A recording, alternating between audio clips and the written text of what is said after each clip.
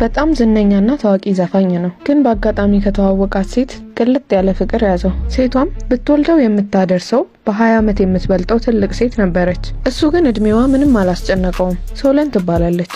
እሱ ደግሞ ሄዝ። ታናሿ ስለሆነ የፍቅር ጥያቄውን ልትቀበለው አልቻለችም። ሌሊቱን አብረው ካሳለፉ በኋላ ተመልሶ እንዳይመጣ አባረረችው። እሱ ግን የመመለሻ ሰበብ እንዲሆነው ሰዓቱን ሆነ ብሎ ጥሎ ነበር የሄደው። ሶለን 40ዎች ውስጥ ያለች ሴት ናት። ሲንግል ማም ናት። ምንም አይወጣለትም የሚባልለት ትዳር ነበራት። ግን የባሏ ስራ እየተሳካለት ሲመጣ ሶለንን ትቶ ከጸሐፊው ጋር መተኛት ጀመረ። ትዳሯ በእንዲህ አይነት መልኩ አበቃ።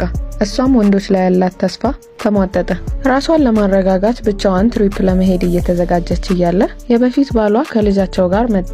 በጣም አጣዳፊ ጉዳይ ስለገጠመው ልጃቸውን ኮንሰርት ይዛት እንድትሄድ ሊለምናት መጣ። ሶለን እምቢ ማለት ፈልጋ ነበር። ግን ልጇ ኮንሰርት ለመሄድ እንደጓጓች ስታይ የራሷን ትሪፕ ትታ ልጇን ወደ ኮንሰርቱ ይዛ ለመሄድ ተስማማች። ልክ ወደ ኮንሰርቱ ሲደርሱ ልጇ ከጓደኞቿ ጋር ሆና ባንዶቹን ፍለጋ እናቷን ትታት ሄደች። ሶለንም የምትሄድበት ግራ ሲገባት ወደ ቪአይፒ ላውንጅ ሄዳ ቁጭ አለች። ተረጋግታ መጽሐፍ ማንበብ ፈልጋ ነበር። ግን ከፊቷ ያለችው ሴትዮ ስለ ባንዱ እያወራች ሰላሟን ነሳቻት። ሶለን ስለ ባንዶቹ ምንም የምታውቀው ነገር ስላልነበር ከሴትየዋ ጋር ላለማውራት ብላ ሽንት ቤት ልሂድ ብላ ተነስታ ሄደች።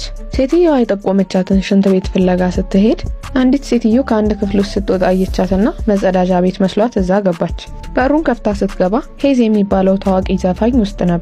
ሄዝም እንዳያት ነበር የተመቸችው። ሶለን ግን ሽንቷ በጣም ወጥሯት ስለነበር ማን እንደሆነ እንኳን ሳታውቅ አልፋው ሄደች። በንግግራቸው መሃልም ሄዝ የባንዱ አባል እንደሆነ ነገራት። እሷም ሽንት ቤት መስሏት በስህተት የሄዝ ማረፊያ ክፍል እንደገባች ገባት። ከዛም ቶሎ ይቅርታ ጠይቃው ልትወጣ ስትል ሄዝ አስቆማት። የሚጠጣ ነገር እንድትጠጣ ጋበዛት። እሷም እሱን ላለማስደበር ብላ እሺ አለችው። ሄዝም ይህን አጋጣሚ ተጠቅሞ ከኮንሰርቱ በኋላ አብራው እንድትሆን ጠየቃት። ሶለን ግን እምቢ አለችው። የመጣችበትንም ምክንያት በግልጽ ነገረችው። ኮንሰርቱን ለመታደም እንዳልመጣችና የልጇ አባት ስላልተመቸው ልጇን ለማምጣት እንደመጣች ነገረችው። ኮንሰርቱም ሲያልቅ ልጇን ወደ ቤት እንደምትመልስ ነገረችው። ሄዝም ሶለን የፈታች ሴት እንደሆነች ሲሰማ ደስ አለው። ሲንግል ማም መሆኗ ምንም ግድ አልሰጠውም ነበር። ከዛም የክሯቸው አባል መድረክ ላይ የሚወጣበት ሰዓት እንደደረሰ ሊነግረው መጣ። ከዛም ማናጀሩ መታ ልብሱን እንዲለብስ አጣደፈችው። ማናጀሯም እንደወጣች ሶለንም ማናጀሯን ተከትላ ልትወጣ ስትል ሄዝ ልብሱን ማወላለቅ ጀመረ። ሶለንም ደንግጣ ዞረች። ግን በመስታወት በኩል ይታያት ነበርና አይኗን ከሱ ላይ መንቀል አልቻለችም ነበር። ከዛ ማናጀሯ